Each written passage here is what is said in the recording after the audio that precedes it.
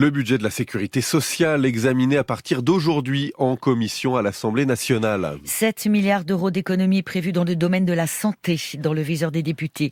Les franchises médicales qui pourraient encore doubler, la baisse des remboursements pour les malades atteints d'affections longue durée, mais aussi les dépassements d'honoraires des spécialistes, de plus en plus nombreux à s'inscrire en secteur 2 où le prix est totalement libre. Victor Dolande. Le prix moyen de la consultation de Bernard Huynh, gynécologue et président de la Fédération des médecins spécialistes de France, est de 100 €. Ça a nettement augmenté puisque les charges ont augmenté d'une manière verticale. Donc il y a 4 ou 5 ans, c'était 70 €. Comme ses collègues, il ne veut pas que le reste à charge augmente pour ses patients, mais il pointe du doigt la sécurité sociale. Le remboursement de l'assurance maladie, c'était 150 francs avant le passage à l'euro. C'est 23 €, c'est exactement la même somme depuis 30 ans. Ses revenus auraient même baissé ces dernières années. Mon chiffre d'affaires a nettement augmenté, mais mon bénéfice a nettement diminué. En réalité, les compléments d'honoraires sont un mode de survie indispensable pour que mon cabinet reste ouvert et accessible aux patients. Sa patientèle comprend plutôt bien ces dépassements d'honoraires, à l'image de Vanessa, 54 ans. Ça me paraît naturel que le prix des consultations suive un peu l'augmentation des prix de manière générale. Et puis s'il y a bien quelque chose pour laquelle je suis prête à payer un peu plus, c'est un service médical. Madeleine, elle critique le rôle des mutuelles santé. Le problème pour moi, c'est le remboursement ou le non-remboursement d'ailleurs des mutuelles qui ont un tarif excessif à mon sens et qui ne jouent pas leur rôle. Des dépassements d'honoraires que ne supportent pas de la même manière tous les patients. Certains renoncent même à des soins à cause de ces augmentations. Victor Dolande.